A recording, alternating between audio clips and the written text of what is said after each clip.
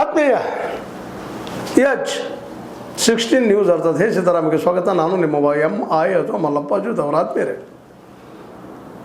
ಚುನಾವಣೆ ಮುಗಿದು 5 ರಾಜ್ಯಗಳಲ್ಲ ಒಮ್ಮೆಲೆ ಜ್ಞಾನೋದಯವಾದಂತೆ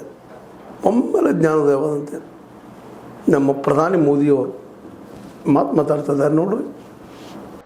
आज जो संकट है उसमें हमें विदेशी मुद्रा बचाने पर भी बहुत जोर देना होगा, क्योंकि दुनिया में पेट्रोल डीजल इतना ज्यादा महंगा हो गया है, पहले से कई गुना ज्यादा कीमतें बढ़ गई है. तो हम सबका दायित्व है कि पेट्रोल डीजल की खरीद पर जो विदेशी मुद्रा खर्च होती है, पेट्रोल डीजल बचाकर हमें वो मुद्रा भी बचानी है. देश हित में हमको ये तय करना पड़ेगा कि साल भर तक घर में कोई भी फंक्शन हो, कोई भी कार्यक्रम हो, हम सोने के गहने नहीं खरीदेंगे, सोना नहीं खरीदेंगे.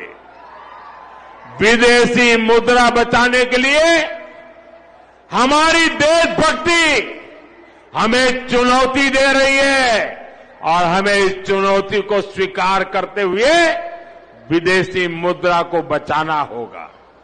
कोरोना के समय में वर्क फ्रॉम होम की, ऑनलाइन मीटिंग्स की, वीडियो कॉन्फ्रेंस की, ऐसी अनेक व्यवस्थाएं विकसित की और हमें आदत भी हो गई थी. आज समय की मांग ऐसी है कि उन व्यवस्थाओं को हम फिर से शुरू करें तो वो देश हित में होगा. Work from home, online conferences, virtual meetings, इनको हमें फिर से प्राथमिकता देनी है. ಇಲ್ಲಿವರೆಗೆ ತಿಳಿದಿರಲಿಲ್ವಾ? ಮಾರ್ಕೆಟ್ನಲ್ಲಿ ಎಣ್ಣೆ ತುಲ್ಟಿ ಆಗಿದೆ, ಬದುಕು ತುಲ್ಟಿ ಆಗಿದೆ, ಉದ್ಯೋಗಗಳಿಲ್ಲ, ದೇಶ ಆರ್ಥಿಕವಾಗಿ ದಿವಾಳಿ ಹೇಳ್ತಾ ಇದೆ, ಎದ್ದಿದೆ, ಭವಿಷ್ಯನ ಬಹಳ ಕಷ್ಟದಿದೆ ಅನ್ನೋದೆಲ್ಲ ಗೊತ್ತಿದ್ದರೂ ಚುನಾವಣೆಗಳಲ್ಲಿ ಇವರೆಲ್ಲ ಮಾತಾಡಿದ್ದೇನು, ಹೇಳಿದ್ದೇನು, ಕೊಟ್ಟ ಆಶ್ವಾಸನೆಗಳೇನು, ಗ್ಯಾರಂಟಿಗಳನ್ನ ಘೋಷಣೆ ಮಾಡಿದ್ದೇನು ನೋಡ್ರಿ. ಇದು ಜಸ್ಟ್ ನೀವು ಒಂದಿಷ್ಟು ವೆಸ್ಟ್ ಬೆಂಗಾಲ್ದಲ್ಲಾಗಿರ್ಬೋದು, ಬಿಹಾರದಲ್ಲಾಗಿರ್ಬೋದು, ಮಹಾರಾಷ್ಟ್ರದಲ್ಲಾಗಿರ್ಬೋದು, ಹರಿಯಾಣದಲ್ಲಾಗಿರ್ಬೋದು, 2024 ನಂತರದಲ್ಲಿ ನಡೆದಂಥ ಈ ಚುನಾವಣೆಗಳನ್ನು ಸ್ವಲ್ಪ ನೀವು ಗಮನ ಹರಿಸಿದ್ರೆ ಗೊತ್ತಾಗಿಬಿಡ್ತದೆ. ಇದರಲ್ಲಿ ಎಲ್ಲೂ ಈ ತೊಂದರೆಗಳನ್ನು ನೀವು ಕಡಿಮೆ ಪೆಟ್ರೋಲ್ ಬಳಸ್ರಿ, ಡೀಸೆಲ್ ಬಳಸ್ರಿ, ನೀವು ಕಡಿಮೆ ಖರ್ಚು ಮಾಡಿರಿ, ಮತ್ತೇನೋ ಮಾಡಿರಿ ಅನ್ನುವಂಥ ಲಾಲ್ ಬಹದ್ದೂರ್ ಶಾಸ್ತ್ರಿ ಅವ್ರ ಮಾತುಗಳು ಇವತ್ತು ನೆನಪು ಮಾಡ್ತಾ ಇರೋದನ್ನು ನಾವು ಗಮನಿಸಿದಾಗ ಅದೇ ಕಾಲಕ್ಕೆ ಇನ್ನೂ ಅನೇಕ ವಿಷಯಗಳ ಬಗ್ಗೆ ಮಾತಾಡಿದ್ದಾರೆ. ಆಗುತ್ತೆ ನೀವು ಅಷ್ಟು ಕಡಿಮೆ ಖರ್ಚು ಮಾಡಿರಿ, ಬಂಗಾರ ಕೊಳ್ಳಿಕ್ಕೆ ಹೋಗ್ಬೇಡ್ರಿ ಅನ್ನೋಂಥ ಮಾತುಗಳನ್ನು ಮಾತಾಡ್ತಾ ಇದ್ದಾರೆ. ಇಲ್ಲ ಸುಭಿಕ್ಷದಲ್ರಿ, ನಮ್ಗೆ ಗ್ಯಾರಂಟಿ ಕೊಡ್ತಾ ಇದ್ದೀರೋ, 5 ಕಿಲೋ ಅಕ್ಕಿ ಕೊಡ್ತಾ ಇದ್ದೀರಿ, ಎಲ್ಲ ಆರಾಮದ, ಡೆವಲಪ್ಮೆಂಟ್ ಅದ, ಉದ್ಯೋಗ ಸೃಷ್ಟಿ ಆಗಿದೆ, ಎಷ್ಟೆಲ್ಲ ಹೇಳ್ತೀರಿ ನಿಮ್ಮ ಮೀಡಿಯಾದ ಮೂಲಕ. ಅದರಲ್ಲೂ ಗೋಧಿ ಮೀಡಿಯಾ ಮೂಲಕ ಇವತ್ತು ಏನು ಇಡೀ ದೇಶ ಸಮೃದ್ಧದಪ್ಪ ಅನ್ನುವಂಥ ಮಾತು. ಆದರೆ ಇವತ್ತು ಈ ಮಾತನ್ನು ಯಾಕೆ ಮಾತಾಡ್ತಾ ಇದ್ದೀರಿ ಅಂದರೆ ಈಗ ವಾಸ್ತವ ಈಗ ಹೇಳ್ತಾ ಇದ್ದಾರೆ. ಯಾಕೆ ಚುನಾವಣೆ ಇಲ್ಲ, ಮತ್ತೆ ಚುನಾವಣೆ ಬಂದು ಶುರುವಾಗಿಬಿಡ್ತದೆ. ನಾವು ಜಗತ್ತಿನಲ್ಲಿ ಶ್ರೀಮಂತರು 3ನೇ ನಂಬರು, 4ನೇ ನಂಬರು, ಏನು 2ನೇ ನಂಬರ್ ಬರ್ತಾ ಇದ್ದೀವಿ. ಹೇಳೋದು ಹೇಳ್ರಿ, ಏನು ತಪ್ಪಿಲ್ಲ. ಅದು ಸುಳ್ಳುಗಳನ್ನು ಯಾಕೆ ಹೇಳಿದ್ರಿ? ಇದು ವಾಸ್ತವ ಸ್ಥಿತಿಯನ್ನು ಹೇಳಿ ನೀವು ಗೆಲ್ರಿ ಜನರ ಮನಸ್ಸನ್ನು. ನಿರಂತರವಾಗಿ ಗೋಧಿ ಮೀಡಿಯಾ ವಿರೋಧಿ ಅಂದರೆ ಸಾಮಾಜಿಕ ಜಾಲತಾಣದಲ್ಲಿ ಇವತ್ತು ನಾವು ದಿನನಿತ್ಯ ನೋಡ್ತಾ ಇದ್ದೀವಿ. 215 ಲಕ್ಷ ಕೋಟಿ ರೂಪಾಯಿ ಸಾಲ ಮೇಲದ ಅನ್ನೋದನ್ನು ನೀವು ಯಾಕೆ ಮಾತಾಡ್ತಾ ಇಲ್ಲ? ಈ ಸಾಲ ಹರಿದುಗೆ ನಾವೇನು ಮಾಡ್ತಾ ಇದ್ದೀವಿ, ನಾವೇನು ಮಾಡಬೇಕು ಅನ್ನೋದ್ರ ಬಗ್ಗೆ ಯಾಕೆ ಮಾತಾಡ್ತಾ ಇಲ್ಲ? ಸ್ವತಂತ್ರವಾದ ಮೀಡಿಯಾಗೆ ಬೇಕಾಗಿರುವುದು ಸ್ವತಂತ್ರ ಧ್ವನಿ. ಆ ಸ್ವತಂತ್ರ ಧ್ವನಿ ಉಳಿಸಲು ನೀವು ಮಾಡಬೇಕಾದದ್ದು ಇಷ್ಟೇ. ಅದೇನಪ್ಪಾ ಅಂತಂದ್ರೆ ನಿಮ್ಮ ಕೈಲಾದಷ್ಟು ಸಹಾಯ ಈ ಚಾನಲ್ಗೆ ಮಾಡಿ ಹಾಗೂ ನಿಮ್ಮ ಧ್ವನಿಯನ್ನು ಕಾಪಾಡಿಕೊಳ್ಳಿ. ಇಲ್ಲಿ ಉದ್ಯೋಗ ಸೃಷ್ಟಿ ಯಾವ ರೀತಿ ಆಗಬೇಕು, ಯಾವ ರೀತಿ ಆಗಬಾರ್ದು ಅನ್ನೋದ್ರ ಬಗ್ಗೆ ಯಾಕೆ ಮಾತಾಡ್ತಾ ಇಲ್ಲ? ಎಲ್ಲನೂ ಇವತ್ತು ಕಾರ್ಪೊರೇಟ್ ಕೈಯಲ್ಲಿ ಕೊಟ್ಟು ಬಿಟ್ಟಿದ್ದೀರಿ. 32 PSUಗಳನ್ನು ಕಾರ್ಪೊರೇಟ್ಗಳಿಗೆ ಕೊಟ್ಟಿದ್ರಿ. ಎಷ್ಟು ಇನ್ಕಮ್ ಬಂತ್ರಿ? ಇದ್ದ ಬ್ಯಾಂಕ್ಗಳನ್ನ ಮರ್ಜ್ ಮಾಡಿ ಸಣ್ಣ ಮಾಡ್ತಾಯಿದ್ರಿ, ಕಡಿಮೆ ಮಾಡ್ತಾಯಿದ್ದೀರಿ. ಏನಿದ್ರ ಅರ್ಥ? ನಿತ್ಯನ ಹೇಳ್ತಾನೆ ಇರ್ತೀವಿ. ಇವತ್ತಿನವರೆಗೂ ರಾಹುಲ್ ಗಾಂಧಿ ಟೀಕಾ ಮಾಡಿದರು. ಇಟ್ ಮೀನ್ಸ್ ವಿರೋಧಕ್ಕಾಗಿ ಅವ್ರು ವಿರೋಧ ಮಾಡಿದಾರೆ ಅಂತ ಹೇಳೋನು. ಬಟ್ ಅವ್ರು ಹೇಳಿದ್ರೆ ಸುಳ್ಳುಗಳಿದ್ದುವ. ಇಲ್ಲಿ ಒಬ್ಬ ರೈತ ನೋಡ್ರಿ, ಕಳೆದ 12 ವರ್ಷಗಳಲ್ಲಿ ಕಡಿಮೆ ಅಂದರೂ ಒಂದು 30-35 ಲಕ್ಷವರೆಗೆ ರೈತರು ತಮ್ಮ ಪ್ರಾಣ ಬಿಟ್ಟಿದ್ದಾರೆ ಅನ್ನೋದು, ಆತ್ಮಹತ್ಯೆ ಮಾಡ್ಕೊಂಡಿದ್ದಾರೆ ಅನ್ನೋದು ರಿಪೋರ್ಟ್ ಬರ್ತಾಯಿದ್ದಾವೆ. ಹಂಗೆ ಬರ್ತಾಯಿದ್ದಾವೆ. ಮಹಾರಾಷ್ಟ್ರದಲ್ಲಿ ಫಸ್ಟು, 2ನೇದು ಕರ್ನಾಟಕದಲ್ಲೇ 2,000 ಹಿಡ್ಕೊಂಡು 25-26 ವಯಸ್ಸಿನಲ್ಲಂತೂ ವರ್ಷಗಳಲ್ಲಂತೂ 50 ಲಕ್ಷಕ್ಕೂ ಮೇಲ್ಪಟ್ಟು ರೈತರು ಸೂಸೈಡ್ ಮಾಡ್ಕೊಳ್ತಾ ಇದ್ದಾರೆ. ಇದು ನಿರಂತರ ನಡೆದು ಕಾಂಗ್ರೆಸ್ಸಿಂದ ಹೆಚ್ಚಾಗಿದೆ. ಆಲ್ರೆಡಿ ನಿಮಗೆ ಗೊತ್ತು ಅದ. ನೀವು 2 ಕೋಟಿ ಉದ್ಯೋಗ ಸೃಷ್ಟಿ ಮಾಡ್ತೀನಿ ಅಂದ್ರೆ ಮಾಡಿದ್ರೇನು? ಇವತ್ತು ಉತ್ತರ ಹುಡುಕ್ಬೇಕಾಗ್ಯದ. ಡಿಮೋಡೈಸೇಷನ್ ಮಾಡಿದ್ರಿ, ನೋಟ್ ತೆಗೆದು ಹಾಕಿದ್ರಿ, 1000 ನೋಟನ್ನು ಕಿತ್ತು ಹಾಕಿದ್ರಿ, 5 ನೋಟನ್ನು ಕಿತ್ತು ಹಾಕಿದ್ರಿ. ಏನು ಡೆವಲಪ್ ಆತ? ಇವತ್ತು ಸಾಕಷ್ಟು ತೊಂದರೆಯಲ್ಲಿದ್ದರು, ಆರ್ಥಿಕ ದಿವಾಳಿಯಾಗಿದ್ದರು, ಬಡತನದಲ್ಲಿದ್ದರು. ಇವತ್ತು ನೀವು ಎಷ್ಟು ಘೋಷಣೆ ಮಾಡಿದಿರಿ? ಸ್ಮಾರ್ಟ್ ಸಿಟೀಸ್ ಆಗಿರ್ಬೋದು, ಮತ್ತೇನಾಗಿರ್ಬೋದು. ನಾವು ಕಾಂಗ್ರೆಸ್ಸಿನಾಗಲ್ಲ, ಒಬ್ಬ ಸಾಮಾನ್ಯ ಮನುಷ್ಯರಾಗಿ ಕೇಳ್ತಾ ಇರುವಂಥದ್ದು, ಜನಸಾಮಾನ್ಯ ಕೇಳ್ತಾ ಇದ್ದಾರೆ. ಇವತ್ತು ಏನು ಡೆವಲಪ್ಮೆಂಟ್ ಆಗಿದೆ? ಆದರೂ ನಿಮ್ಗೆ ಮತ ಹಾಕ್ತಾಯಿದ್ದಾರೆ. ಯಾಕಂದರೆ ಇನ್ನೂ ನೀವು ಮತ ಹಾಕೋದಕ್ಕಾಗಿ ಭ್ರಮೆಗಳನ್ನ ನಿರ್ಮಾಣ ಮಾಡ್ತಾ ಇರ್ತೀರಿ. 2 ಕೋಟಿ ಉದ್ಯೋಗ ಮಾಡ್ತಾನೆ ಅಂತ ಹೇಳಿದ್ರಿ. ಇಲ್ಲಿವರೆಗೆ 1 ವರ್ಷ ಆದರೂ ಆಯ್ತು 2 ಕೋಟಿ ಉದ್ಯೋಗ ನಿರ್ಮಾಣಗಳು. ಯಾಕಂದ್ರೆ ಉದ್ಯೋಗ ನಿರ್ಮಾಣ ಮಾಡುವಂಥ ಕ್ಷೇತ್ರ ಇಲ್ಲಿಲ್ಲ. ವೈಟ್ ಕಾಲರ್ ಜಾಬ್ಗಳನ್ನ ಅಷ್ಟು ನಿರ್ಮಾಣ ಮಾಡಲಿಕ್ಕೆ ಎಂದೂ ಸಾಧ್ಯ ಇಲ್ಲ. ಎಲ್ಲರಿಗೂ ಗೊತ್ತಿದ್ದಂಥದ್ದು. ಆದರೂ ಇವತ್ತು ನಿಮ್ಮ ಸತ್ಯಗಳು ನೀವು ಕೊಡ್ತಾ ಇದ್ದೀರಿ. ಹೌದು, ನಮ್ಮ ಮಿತವ್ಯಯ ಮಾಡೋಣ, ಬಂಗಾರ ಕೊಡೋದು, ಇದ್ದವ್ರು ಕೊಡ್ತಾರೆ, ಇದ್ದವ್ರು ಎಲ್ಲಿದುಕೊಳ್ತಾರೆ. ಬದುಕು ಕಷ್ಟ ಆಗ್ಯದ. ನೆಲೆ ಇಲ್ಲ ಬದುಕೋದಕ್ಕಾಗಿ ಒದ್ದಾಡ್ತಾ ಇದ್ದಾರೆ. ಶಿಕ್ಷಣ ಎಲ್ಲ ಮಕ್ಕಳಿಗೆ ಸಿಗ್ತಾ ಇಲ್ಲ, ಒದ್ದಾಡ್ತಾ ಇದ್ದಾರೆ. ಆರೋಗ್ಯ ಎಲ್ಲರೂ ಸಿಗ್ತಾ ಇಲ್ಲ, ಒದ್ದಾಡ್ತಾ ಇದ್ದಾರೆ. ಜಸ್ಟ್ ಒಮ್ಮೆ ನೀವು ಸರ್ಕಾರಿ ಈ ಒಂದು ಆಸ್ಪತ್ರೆಗಳಿಗೆ ಹೋಗಿ ನೋಡ್ಕೊಳ್ರಿ, ಸರ್ಕಾರಿ ಶಾಲೆಗಳ ಪರಿಸ್ಥಿತಿ ನೋಡ್ರಿ, ಏನಾಗಿದೆ. ನಮ್ಮ ಹಳ್ಳಿಗಳ ಸುತ್ತಾಗಿ ನೋಡ್ರಿ ಏನು ಪರಿಸ್ಥಿತಿ ಅದ ಅಂತೇಳಿ. ಸುಭಿಕ್ಷದ ಬಗ್ಗೆ ಮಾತಾಡ್ತಾ ಇದ್ದೀರಿ ಇಲೆಕ್ಷನ್ ಸಮಯದಲ್ಲೇ. ಈಗ ಇಲೆಕ್ಷನ್ ಮುಗಿದು ಇದನ್ನು ಮಾತಾಡ್ತಾ ಇದ್ದಾರೆ. ದೇಶದ ಬಗ್ಗೆ, ದೇಶ ಪ್ರೀತಿ ಬಗ್ಗೆ, ದೇಶಾಭಿಮಾನದ ಬಗ್ಗೆ ಅದು ಇವತ್ತು ಎತ್ತಿ ಹೇಳಿ ದೇಶಕ್ಕಾಗಿ ಎಲ್ಲರೂ ಒಂದಾಗಿ ದುಡಿಯೋದು ಅಂತ ಮಾತನ್ನು ಹೇಳ್ತಾ ಇದ್ರು. ದುಡಿಯೋದು ಏನು ತಪ್ಪಿಲ್ಲ. ಯಾಕೆಂದರೆ ಈ ಕೋವಿಡ್ ದಿನ ಮಾಡ್ತಾಯಿದ್ರು. ಕೋವಿಡ್ ದಿನ ಹೆಂಗೆ ಒಕ್ಕಟ್ಟಾಗಿ ಎದುರಿಸಿದ್ವಿ ಹಾಗೆ ಅಂತೇಳಿ. ಎಷ್ಟೋ ಜನ ಅಲ್ಲಿ ಕೋವಿಡಲ್ಲಿ ತಿರ್ಕೊಂಡು ಹೋದ್ರಲ್ರಿ. ಎಷ್ಟು ಜನ ತಿರ್ಕೊಂಡು ಇವತ್ತು ಲೆಕ್ಕಿಲ್ಲ ಅಂತಿರೋದು. ಲೆಕ್ಕಪತ್ರದಲ್ಲಿ ಎಷ್ಟು ಪಾಪ ಹಾದಲ್ಲಿ ಬಿದ್ದು ಹೋದ್ರು, ಎಲ್ಲೆಲ್ಲಿ ಬಿದ್ದು ಹೋದರು, ಏನೂ ಮಾಡ್ಲಿಕ್ಕೆ ಸಾಧ್ಯ ಇಲ್ಲ. ನಿಮ್ಮ ಹೆಜ್ಮೆ ಏನೋ ಮಾಡಿದ್ವಿ, ಔಷಧ ತಂದಿವಿ, ಅದನ್ನು ಮಾಡಿದ್ವಿ, ಏನೋ ಹೇಳ್ಕೊಂಡ್ರಿ, ಅದು ಎಷ್ಟು ಜನ ಉಳಿದಿರೋದ್ರಲ್ಲೇ. ಇವೆಲ್ಲರೂ ಇವತ್ತು ಚಿಂತನೆ ಮಾಡುವಂಥ ಕಾಲ ಆಗ್ಯದ. ಇವತ್ತು ನಾವು ಟೀಕೆ ಮಾಡಲಿಕ್ಕೆ ಹೊರಟಿಲ್ಲ. ಇವತ್ತಾದರೂ ವಾಸ್ತವವನ್ನು ಒಪ್ಕೊಳ್ತಾ ಇದ್ದಿಲ್ಲ ಅಂತ ಒಂದು ರೀತಿ ಎಲ್ಲೋ ಸಮಾಧಾನ. ಈ ವಾಸ್ತವ ಸ್ಥಿತಿ ಸ್ಮಾರ್ಟ್ ಸಿಟಿಗಳಾಗಲಿಲ್ಲ. ಒಂದು MP ಕ್ಷೇತ್ರಕ್ಕೆ ಒಂದು ಹಳ್ಳಿ ಯಾವುದೂ ಮಾದರಿಯಾಗಿ ರಚನೆ ಆಗಲಿಲ್ಲ. 1-2 ಗಂಗಾ ನದಿ ಇವತ್ತು ಸ್ವಚ್ಛ ಆಗಿಲ್ಲ. ಸಮೀಪದ ಸ್ವಚ್ಛ ಆಗೋ ಸಾಧ್ಯತೆಗಳೂ ಇಲ್ಲ. ಎಷ್ಟು ನೂರಾರು ಘೋಷಣೆಗಳು ಮಾಡಿದಿರಿ. ಸ್ವಚ್ಛ ಭಾರತ್ ಅಂತ ಹೇಳ್ತೀರಿ. ಸ್ವಚ್ಛ ಭಾರತ್ ಏನಾಗಿದೆ ಪರಿಸ್ಥಿತಿ? ಜಲಜೀವನ್ ಮಿಷನ್ ಅಂತ ಹೇಳ್ತಾ ಇದ್ದೀರಿ. ಎಲ್ಲರಿಗೂ ನೀರು ಮುಟ್ತಾ ಇದೆಯಾ? ಎಲ್ಲರಿಗೂ ಮನೆಗಳು ಸಿಕ್ಕುವ? 2022ರಲ್ಲಿ ಎಲ್ಲರಿಗೂ ಮನೆ ಸಿಗ್ತಾವ ಅಂತ ಇದ್ದೀರಿ. 2022ರಲ್ಲಿ ಈಗ ಅದನ್ನು 2047ಕ್ಕೂ ಹಾಕಿದಿರಿ. ಹಾಗೆ ಮುಂದೆ ಹಾಕ್ತಾ ಹೊರಟಿದ್ರಿ. ನಾವು ಹೇಗೆ ಮಾತನ್ನು ಹೇಳಬೇಕಾಗಿದೆ ಅಂದರೆ, ಇವತ್ತು ರಾಜ್ಯ ಸರ್ಕಾರಗಳಿಗೂ ಸೀಮಿತ ಟ್ಯಾಕ್ಸನ್ನು ತೊಗೊಳೋದದ. ನೀವು ಎಷ್ಟು ಟ್ಯಾಕ್ಸ್ ನಮ್ಮಲ್ಲೇ ಇವತ್ತಿನವರೆಗೆ ಎಲ್ಲ ನೀವು ಬಂದ ಮೇಲಾದಂಥ ಬಜೆಟ್ಗಳನ್ನೆಲ್ಲನೂ ನಾವು ಗಮನಿಸಿದಾಗ ನಿಮಗೆ ಗೊತ್ತಾಗ್ತದೆ ಬಜೆಟ್ ಸಮಯದಲ್ಲಿ ಏನು ಮಾಡ್ತೀನಿ ಅಂತೇಳಿ. ಟ್ಯಾಕ್ಸ್ಗಳ ದುಡ್ಡನ್ನು ಬಳಸ್ತಾ ಇದ್ದೀರಿ. ಅದರಲ್ಲಿ ಯಾವ ಇಂಡಸ್ಟ್ರಿ ಬೆಳೀಲಿಲ್ಲ, ಸ್ಮಾಲ್ ಇಂಡಸ್ಟ್ರಿ ಬೆಳೀಲಿಲ್ಲ. ರಾಜಕೀಯದಿಂದ ಮೊದಲು ಸತ್ತು ಹೋಗಿಬಿಟ್ಟಿದ್ದಾವ. ಎಲ್ಲಿ ಉತ್ಪನ್ನ ಇಲ್ಲ, ಉದ್ಯೋಗ ಇಲ್ಲ, ಉತ್ಪನ್ನವೂ ಇಲ್ಲ, ಉತ್ಪಾದನೆ ಇಲ್ಲ. ರಫ್ತು ಅಂತ ಇವತ್ತು ಬಂದಂಗೆ ಆಗಿಬಿಟ್ಟಿದೆ. ಏನೇನು ರಫ್ತು ಮಾಡ್ತೀವಿ ನಾವು? ಏನಿಲ್ಲ. ಎಷ್ಟು ಪ್ರಮಾಣದಲ್ಲಿ ಮಾಡ್ತೀವಿ? ಇದೆಲ್ಲ ಹುಡುಕಬೇಕಾಗಿದೆ ಇವತ್ತು. ಯಾಕಂದ್ರೆ 145 ಕೋಟಿ ಜನಸಂಖ್ಯೆ ಆಗಿ ಇವತ್ತು. ಕೊನೆಗೂ ಒಂದಿಷ್ಟು ಈ ಸಮಯದಲ್ಲ, ಇಲೆಕ್ಷನ್ ಮುಗಿದ ಮೇಲೆ, ಎಲ್ಲ ಗೆದ್ದ ಮೇಲೆ ಇದು ಒಪ್ಕೊಳ್ತಾ ಇದ್ದೀವಿ. ಇದು ಒಪ್ಕೊಳ್ಳುವಂಥ ಮಾತನ್ನ ಏನು ತಪ್ಪಲ್ಲ. ಆದ್ರೆ ಇದಕ್ಕೆ ಪರಿಹಾರಗಳನ್ನು ಏನು ಮಾಡೋರು? ನಿಮ್ಮ ಮುಂದೆ 12 ವರ್ಷ ಆಳಿದ್ರಿ, ಪರಿಹಾರ ಸಿಕ್ಕಿಲ್ಲ. ಈಗ ಪರಿಹಾರ ಯಾವ ರೀತಿ ತಯಾರು ಮಾಡೋರು? ಸರ್ ಮಾಡ್ತಾರೆ ಜನ ರೀ. ಪಾಪ ಕೋವಿಡದಲ್ಲಿ ಎಷ್ಟೋ ಜನ ಸತ್ತೋಗ್ಬಿಟ್ರು. ಲಕ್ಷೋ ಕೋಟಿ ಗೊತ್ತಿಲ್ಲ, ಲೆಕ್ಕಿಲ್ಲ, ಕೌಂಟ್ಲೆಸ್. ಇವತ್ತಿಗೂ ಏನೋ ಒಂದು ಲೆಕ್ಕ ಹೇಳ್ತೀರಿ, ಆ ಲೆಕ್ಕಪತ್ರ ಸರಿಯಾಗಿಲ್ಲ ಅನ್ನೋದನ್ನು ಇವತ್ತು ಜನಸಾಮಾನ್ಯರಿಗೆ ಗೊತ್ತದ. ಮತ್ತು ಇವತ್ತು ನೀವು ಕೋವಿಡ್ದಾಗ ಇವತ್ತು ಎದುರಿಸ್ರಿ ಅಂತ ಮತ್ತೆ ಹಾಕ್ತಾಯಿದ್ರಿ. ಎಲ್ಲ ಜನ ಬೆದರಿದ್ದಾರೆ ಇವತ್ತು. ಯಾಕಪ್ಪ ಹಿಂಗೆ ಮಾತಾಡಿದ್ರು ಇವರು ಅಂತೇಳಿ.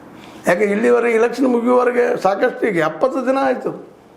ಆಯಿಲ್ ಬರೋದು ಬಂದಾಗುವಂಥದ್ದು, ಅಲ್ಲಿ ಯುದ್ಧ ನಡೆದಂಥದ್ದು ಎಲ್ಲ ನಮಗೇನು ತೋರಿಸೋಗೊಳ್ಳಿಲ್ಲ. ಇದನ್ನು ಈಗ ಸಡನ್ನಾಗಿ ಹೇಳ್ತಾ ಇದ್ರಿ, ಸಡನ್ನಾಗಿ ಈ ಪೆಟ್ರೋಲ್ ದರ 200 ದರ ಏರುವಂಥದ್ದು, ಸಡನ್ನಾಗಿ ಮಾರ್ಕೆಟಲ್ಲಿ ಈ ಪೆಟ್ರೋಲ್ ದರ 200 ದರ ಏರಿದಾಗ ಊಟದ ದರ ಹೆಚ್ಚಾಗಿ ಊಟ ಸಿಗಲಾರಂಥ ಪರಿಸ್ಥಿತಿ. ನೀವು ಕೊಡುವ 5 ಕಿಲೋ ಅಕ್ಕಿ ಎದಕ್ಕೆ ಬರ್ತದೆ, ಅದಕ್ಕೆ ಆಗ್ತದೆ, ಇದಕ್ಕೆ ಆಗ್ತದೆ. ಹಾಗೆ ಉದ್ಯೋಗ ಸೃಷ್ಟಿ ಆಗಬೇಕಾಗಿತ್ತು. ಅದರಲ್ಲೂ ಮನೆರೇಗಾಕ ಒಂದಿನ ಹೆಸರು ಕೊಟ್ರಿ, ಉಳಿದ ರಾಜ್ಯಗಳು ಒಪ್ತಾ ಇಲ್ಲ, ಮನೆರೇಗ ಉದ್ಯೋಗ ಸಿಗ್ತಾ ಇಲ್ಲ. ಉದ್ಯೋಗ ಗ್ಯಾರಂಟಿ ಸ್ಕೀಮ್ ಅದು ಏನು ಕ್ಲಿಯರ್ ಮಾಡಬೇಕಾಗಿತ್ತು, ರಾಜ್ಯಗಳು ಒಪ್ಪಿಗೆ ತೊಗೋಬೇಕಾಗಿತ್ತು. ಇಲ್ಲಿವರೆಗೆ ತೊಗೊಂಡಿಲ್ಲ. ಕರ್ನಾಟಕದಲ್ಲಿ ಇನ್ನೂ ಶುರುವಾಗಿಲ್ಲ ಮನೆರೇಗಾನೋ VG ರಾಮ್ಜಿನೋ ಯಾವುದಾದ್ರೂ ಒಂದು ಸಡನ್ನಾಗಿ ಮಾಡುವಂಥ ಕೆಲಸ ಬೇಕಾಗಿತ್ತು. ಅದರಲ್ಲೂ 40% ರಾಜ್ಯಗಳು ಹಾಕಿದ್ರೆ ಯಾವ ರಾಜ್ಯ ಹಾಕಾಗ್ತಾ ಇರಲಿಲ್ಲ. ₹1 40% ನೀವು ಹಾಕಿರಪ್ಪ ಅಂದ್ರೆ ಅವ್ರು ಟ್ಯಾಕ್ಸ್ ನಮಗಿಲ್ಲ ಅಂತ ಹೇಳ್ತಾ ಇದ್ದಾರೆ. ನಮ್ಮ ಹತ್ರ ಟ್ಯಾಕ್ಸ್ ಸಂಗ್ರಹ ಇಲ್ಲ, ನಿಮ್ಮಲ್ಲಿ ಸಂಗ್ರಹ ಮಾಡ್ಕೊಳ್ತೀರಿ ಮಾಡಿರಿ ಅಂತ ಹೇಳ್ತಾ ಇದ್ದಾರೆ. ನಿಮ್ಮ ವಿರೋಧ ಪಕ್ಷಗಳಿದ್ದಂಥ ರಾಜ್ಯಗಳಂತ ಮೊದಲು ವಿರೋಧ ಮಾಡ್ತಾರೆ, ಆಮೇಲೆ ಬೇರೆ. ಈವನ್ BJP ಇದ್ದಂಥ ಡಬಲ್ ಇಂಜಿನ್ ಸರ್ಕಾರಗಳು ಸಹಿತ ಮಾಡ್ತಾ ಇಲ್ಲ ಅನ್ನೋದನ್ನು ಈ ಸಂದರ್ಭದಲ್ಲಿ ನೆನಪಿಸ್ಬೇಕಾಗಿದೆ. ಹೀಗಾಗಿ ಮೋದಿಯವರು ಮಾಡಿದಂತಹ ಈ ಒಂದು ಜನರನ್ನು ಉದ್ದೇಶಿ, ಈ ದೇಶದ ಜನರನ್ನು ಉದ್ದೇಶಿ ಮಾತಾಡಿದಂಥ ಮಾತುಗಳು ಭಾಳ ಎಚ್ಚರಿಕೆ. ಯಾಕಂದರೆ ಆರ್ಥಿಕ ಎಮರ್ಜೆನ್ಸಿ ಬರೋ ಪರಿಸ್ಥಿತಿ ಅದ, ಇವತ್ತು ಭಾಳ ಕಷ್ಟದ. ಇಂಥ ಸಂದರ್ಭದಲ್ಲೇ ನಮ್ಗೆ ಎಚ್ಚರಿಕೆ ಕೊಟ್ಟಿದ್ದಾರೆ ಮೋದಿಯವರು. ಇದು ಆಗದ ನೋಡ್ಕೊಳ್ಳಿಕ್ಕೆ ಸಾಧ್ಯ ಇತ್ತು. ಕಳೆದ 12 ವರ್ಷಗಳಲ್ಲೇ ಎಲ್ಲರಿಗೂ ಉದ್ಯೋಗ ಸೃಷ್ಟಿ ಮಾಡಲಿಕ್ಕೆ ಸಾಧ್ಯ ಇತ್ತು, ಆಗಲಿಲ್ಲ. ಮೋಸ್ಟ್ಲಿ ಇನ್ನು ಮುಂದೆ ಆಗ್ತದಿಲ್ಲ ಗೊತ್ತಿಲ್ಲ. ಆದರೆ ಘೋಷಣೆಗಳಂತ ಸಾಕಷ್ಟು ಮಾಡಿದರೆ ಎಲ್ಲ ಎಲೆಕ್ಷನ್ ಸಂದರ್ಭದಲ್ಲೇ ಆಯಾ ರಾಜ್ಯದಲ್ಲಿ ಅದನ್ನೆಲ್ಲ ಈಡೇರಿಸುತ್ತ ಕಾಲ ಬರ್ತದನ. ಈಗಾಗಲೇ ವೆಸ್ಟ್ ಬೆಂಗಾಲ್ ಸಾಕಷ್ಟು ಆಶ್ವಾಸನೆ ಕೊಟ್ಟಿದ್ದಾರೆ, ಬಿಹಾರ್ಗೆ ಕೊಟ್ಟಿದ್ದರು, ದಿಲ್ಲಿಗೆ ಕೊಟ್ಟರು, ಹರಿಯಾಣಕ್ಕೆ ಕೊಟ್ಟಿದ್ರು, ಎಲ್ಲ ಈಡೇರ್ತಾ ಇದ್ದಾವೆ. ದಿಲ್ಲಿಯಲ್ಲಿ ಈಡೇರ್ತಾ ಇಲ್ಲ ಅಂತ ಆಮ್ ಆದ್ಮಿ ನಿತ್ಯ ಆರೋಪ ಮಾಡ್ತಾ ಇದ್ದಾರೆ. ಉಳಿದ ರಾಜ್ಯಗಳಲ್ಲಿ ರಾಹುಲ್ ಗಾಂಧಿನೂ ಆರೋಪ ಮಾಡ್ತಾ ಇದ್ದಾರೆ. ಆದರೆ ಒಂದು ಹೋರಾಟ ಆಗಿ ಮೂಮೆಂಟ್ ಆಗಿ ಆಗ್ತಾಯಿಲ್ಲ. ಈ ಮಧ್ಯೆ ಮುಂದುವರೆದ್ರೆ ಮುಂದಿನ ದಿನದಲ್ಲಿ ನಿಶ್ಚಿತವಾಗಿಯೂ ಮೋದಿಯವರ ವಿರುದ್ಧ ಜಿ. ಆದರೆ ಯಾರೂ ಆಶ್ಚರ್ಯಪಡಬೇಕಾಗಿಲ್ಲ. ಯಾಕೆ ಉದ್ಯೋಗ ಇಲ್ಲ, ಉದ್ಯೋಗ ಸೃಷ್ಟಿ ಇಲ್ಲ, ಹಸಿರು ಮೇಲೆ ಒದ್ದಾಡ್ತಾ ಇದ್ದಾರೆ, ಸ್ವಚ್ಛ ನೀರಿಲ್ಲ, ಸ್ವಚ್ಛ ಭಾರತ ಜನ ಮಾಡಿದರೆ ಅಭಿಯಾನ ಜಲ ಜೀವನ ಪೂರ್ತಿಯಾಗಿ ಮುಡ್ತಾ ಇಲ್ಲ. ಹೀಗಾಗಿ ಉದ್ಯೋಗ ಇಲ್ಲದ ಈ ನಿರುದ್ಯೋಗಿ ಮನಸ್ಸು ಏನು ಮಾಡ್ತದೆ ಹೇಳಲಿಕ್ಕೆ ಆಗುವುದಿಲ್ಲ. ಈಗ ನಾವು ನೆರೆಯ ನಮ್ಮ ತಮಿಳ್ನಾಡು ಆಗಿದ್ದವರು, ನೆರೆ ನಮ್ಮ ಏನಪ್ಪ ಅಂತಂದ್ರೆ ನೇಪಾಳ ಆಗಿರ್ಬೋದು, ನೆರೆ ನಮ್ಮ ಶ್ರೀಲಂಕಾ ಆಗಿರ್ಬೋದು, ಮಾಲ್ದೀವ್ಸ್ ಆಗಿರ್ಬೋದು, ಯಾವುದೇ ರಾಷ್ಟ್ರವು ಸುರಕ್ಷಿತವಾಗಿಲ್ಲ. ಇವತ್ತು ಅಫ್ಘಾನಿಸ್ತಾನ ಇರ್ಬೋದು, ಪಾಕಿಸ್ತಾನ ಇರ್ಬೋದು, ಭೂತಾನ್ ಇರ್ಬೋದು, ಇವ್ಯಾವು ಸುರಕ್ಷಿತವಾಗಿಲ್ಲ. ನಾವೇನು ಈಗ ಹಿಂದೆ ಮಾಡಿದಂಥ ರಾಷ್ಟ್ರಗಳು ಅವಲ್ಲಿಯೂ ಸಹಿತ ಈಗ ಜಿ ಶುರುವಾಗಿ ಬದಲಾವಣೆ. ಬಾಂಗ್ಲಾದಲ್ಲೂ ಬದಲಾವಣೆ ಆಗ್ಯದ, ನೇಪಾಳದಲ್ಲೂ ಆಗ್ಯದ. ಮತ್ತು ನಮ್ಮ ದೇಶದಲ್ಲೂ ಇದು ಆಜಿತ ಅನ್ನೋ ಭಯ ಇವತ್ತು ಮೂಡಲಿಕ್ಕೆ ಆಗ್ತದೆ. ಯಾಕಂದ್ರೆ ಇಲೆಕ್ಷನ್ ಗೆಲ್ಲೋದಲ್ಲ, ಆರ್ಥಿಕ ಸಮಸ್ಯೆಯನ್ನು ಸಾಲ್ವ್ ಮಾಡೋದು ಭಾಳ ಮುಖ್ಯ ಅದ. ಎಲ್ಲಿವರೆಗೆ ಜನ ಸಹಿಸ್ತಾರೆ, ಗಾಡಿ ಹತ್ತುವರೆಗೆ, ಗಾಡಿ ಹತ್ತಿದ ಮೇಲೆ ಇರೋ ಸ್ಟಾರ್ಟ್ ಆಗ್ತದೆ ಅನ್ನೋದು ಇವತ್ತು ನಮ್ಮ ಮೋದಿಜಿಯವರು ಅರ್ಥ ಮಾಡ್ಕೊಳ್ಳೋ ಆ ವಿಷಯಲ್ಲೇ ಒಂದು ಯೋಜನೆಯನ್ನು ದೀರ್ಘಕಾಲೀನ ಯೋಜನೆ ಹಾಕ್ಕೊಳ್ಬೇಕಾಗ್ಯದ. ನಾವು ಮೇಲೆ ಒಂದು ವಾದ ಮಾಡ್ತಾ ಇರ್ತೀವಿ, ಈ ದೇಶಕ್ಕೆ ಏನಾದರೂ ಉದ್ಯೋಗಗಳು ಕ್ಷೇತ್ರ ಏನಿದೆ ಅದು ಅಗ್ರಿಕಲ್ಚರ್, ಒಕ್ಕಲ್ತನ ಆಧಾರಿತ ಉದ್ಯೋಗ. ಗಾಂಧೀಜಿಯವರ ಅರ್ಥ ನೀತಿಯನ್ನು ತಂದ್ರೆ ಮಾತ್ರ ಈ ದೇಶಕ್ಕೆ ಎಲ್ಲರಿಗೂ ಉದ್ಯೋಗ ಸಿಗಲಿಕ್ಕೆ ಸಾಧ್ಯದ.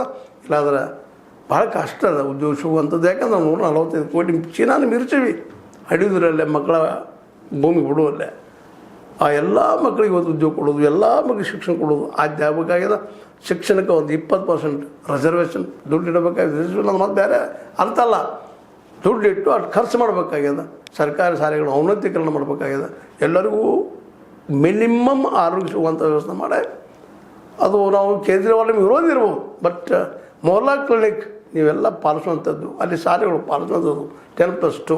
ಆನಂತರ ಆ ಮಕ್ಕಳಿಗೆ ಹೈಯರ್ ಎಜುಕೇಷನ್ಗಾಗಿ ಫ್ರೀ ಮಾಡುವಂಥ ಒಂದು ವ್ಯವಸ್ಥೆ ಮಾಡಿದರೆ, ಜೊತೆಗೆ ಉದ್ಯೋಗ ಸೃಷ್ಟಿಗೆ ಕೃಷಿಗೆ ಆದ್ಯತೆ ಕೊಟ್ಟರೆ, ಕೃಷಿಕನಿಗೆ ಮಾರ್ಕೆಟ್ ಕೊಡ್ರಿ ಸಾಕ, ಅವನು ದುಡ್ಡು ಹುಟ್ಟಿಸ್ತಾನೆ, ಅದು ಖರ್ಚು ಮಾಡ್ತಾನೆ. ಆ ಖರ್ಚಾಗ ಅನೇಕ ಇಂಡಸ್ಟ್ರಿಗಳು ಬೆಳೀತಾವೆ ಅನ್ನೋದು ಅಷ್ಟೇ ನಮಗೆ ನಿಮಗೆ ಗೊತ್ತಿರಲಿ ಅಂತ ಹೇಳ್ತಾ, ಪ್ರತಿ ಹಳ್ಳಿಗೂ ಗೋಡಾವನ್ನು ಮಾಡಿಸಿ ಅವ್ರು ಮಾರ್ಕೆಟ್ ಮಾಡಿರಿ, ಮಾರ್ಕೆಟ್ ಕೊಡ್ರಿ, ನೀರು ಕೊಡ್ರಿ, ನೋಡ್ರಿ ಮುಂದಿನ ಸ್ಥಿತಿ ಏನಾಗ್ತದೆ. MS ಸ್ವಾಮಿನಾಥನ್ ಹಾಕಿದಂಥ ಒಂದು ಏನಪ್ಪ ತಳದಿ ಅದ, ಅದ್ರ ಮೇಲೆ ಹಸಿರು ಕ್ರಾಂತಿಯಾಗಿ ಯಶಸ್ವಿಯಾಗ್ಯದ, ವೈಟ್ ಕ್ರಾಂತಿಯೂ ಯಶಸ್ವಿಯಾಗ್ಯದ. ಅದಕ್ಕಾಗಿ ಈಗ ಬರುವಂಥ ಒಂದು ದರದ ಏನಂತೀರಿ ಅದಕ್ಕೆ ಒಂದು ಮಹಾಯುದ್ಧ, ಅದು ಮಾರ್ಕೆಟ್ ಅವ್ರಿಗೆ ಕೊಡುವಂಥ ಯುದ್ಧ ಆಯ್ತಪ್ಪ ಅಂತಂದ್ರೆ C2+2 ಅದು ನೀವೇನು ದರ ಕೊಡುವಂಥದ್ದು ವ್ಯವಸ್ಥೆ ಮಾಡಿದರೆ ನಿಶ್ಚಿತವಾಗಿಯೂ ಬದಲಾವಣೆ ಆಗ್ಬೋದು. ಈ ದಿಶೆಯಲ್ಲಿ ಚಿಂತನೆ ಆದರೂ ಒಳ್ಳೆಯದು ಅಂತ ಹೇಳ್ತಾ, ಆದರೂ ಮೋದಿಯವ್ರಿಗೆ ಗೊತ್ತದೆ ಎಲ್ಲ ಪರಿಸ್ಥಿತಿ ಮಾಡಬಲ್ಲರು, ಅವ್ರ ಯೋಗ್ಯತೆಯೂ ಅದ, ಇಲ್ಲಂತಲ್ಲ. ಈಸ್ ಇಂಟೆಲಿಜೆಂಟ್ ಮತ್ತು ಡೇರಿಂಗ್ ನೇಚರ್ ಅದವರಲ್ಲ. ಆ ಡೇರಿಂಗ್ ನೇಚರ್ದಿಂದಾಗಿ ಎಲ್ಲರಿಗೂ ಉದ್ಯೋಗ ಸೃಷ್ಟಿ ಮಾಡುವಂಥ ಕೆಲಸ ಮಾಡಿದನಂತೂ ಭಾಳ ಉತ್ತಮ ಅನ್ನುವಂಥ ಮಾತನ್ನು ಹೇಳ್ತಾ, ಏನೋ ಆಗಲಿ ಮೋದಿಯವರಿಗೆ ಗೊತ್ತಿದ್ದು ಇಲ್ಲಿವರೆಗೆ ಮೌನಿದ್ದು ಎಲೆಕ್ಷನ್ ಗೆದ್ದಿದ್ದಾರೆ, ಈಗಾದರೂ ಮಾಡಿ ನಮಗೆ ಅನ್ನುವಂಥದ್ದು ಒಂದು ಮಾತನ್ನು ಮತ್ತೆ ಹೇಳ್ತಾ, ಇದು ನಿಮ್ಗೆ ಲೈಕ್ ಆಗಿರ್ಬೋದು, ಲೈಕ್ ಮಾಡಿ ಶೇರ್ ಮಾಡಿ ಕಾಮೆಂಟ್ ಮಾಡಿ ಜೊತೆಗೆ ಸಬ್ಸ್ಕ್ರೈಬ್ ಮಾಡಿದ್ರೆ H16 ನ್ಯೂಸ್ ಅರ್ಥಾತ್ ಹೆಚ್ಚುತ್ತಾರೆ ಎಂಬುದು ಸತ್ಯದ ಕೈಗಳಲ್ಲಿ ವಂದನೆಗಳು. ಆತ್ಮೀಯ ಸಾರ್ವಜನಿಕರಲ್ಲಿ H16 ಅರ್ಥಾತ್ ಹೇ ಸೀತಾರಾಮದಿಂದ ಒಂದು ಮನವಿ. ಈ ಸಂಸ್ಥೆ ಭ್ರಷ್ಟಾಚಾರ, ಅನ್ಯಾಯ, ಅತ್ಯಾಚಾರಗಳಿಂದ ನೊಂದವರ ವೇದಿಕೆ. ಅನ್ಯಾಯಕೋರರ, ಭೂಗಳ್ಳರ, ನಶಾ ಸಾರಾಯಿ ಮಾಫಿಯಾಗಳ ವಿರುದ್ಧದ ಧ್ವನಿ. ರೈತರ, ಕೂಲಿಕಾರ, ಕಾರ್ಮಿಕರ, ಬಿದ್ದ ಸಮುದಾಯ ಜನರ ಧ್ವನಿ. ಬೆಂಬಲವಾಗಿ ನಿಂತು ತನುಮನ ಧನದ ಸಹಾಯಕ್ಕೆ ಸಾರ್ವಜನಿಕರಲ್ಲಿ ಕೋರಿಕೆ. ದಾನದ ಸಹಾಯ ನೀಡಿ ಸ್ವಾತಂತ್ರ್ಯ ಪತ್ರಿಕೋದ್ಯಮ ಉಳಿಸಿ ಬೆಳೆಸಿ. ವಂದನೆಗಳು. ತಮ್ಮನ್ನೇ ನಂಬಿರುವ ಮಲ್ಲಪ್ಪ ಇ ಜೋತಾವರ್. ಈ ಕೆಳಗಿನ QR ಸ್ಕ್ಯಾನ್ ಮಾಡಿ ಅಥವಾ ಈ ನಂಬರ್ ಅಂದರೆ 7411402405ಗೆ ಇಲ್ಲ 9686864852ಗೆ ನೀವು ಫೋನ್ಪೇ ಮಾಡಿ, ಪೇಟಿಎಮ್ ಮಾಡಿ ಅಥವಾ ಇನ್ನಾವುದೇ ಮಾಧ್ಯಮದಿಂದ ಗೂಗಲ್ ಮೂಲಕ ಸಹಾಯ ಮಾಡಿ ಈ ಪ್ರಾಮಾಣಿಕ ಪತ್ರಿಕೋದ್ಯಮವನ್ನು ಉಳಿಸಿ ಅಂತ ಮತ್ತೊಮ್ಮೆ ಮನವಿ. ವಂದನೆಗಳು.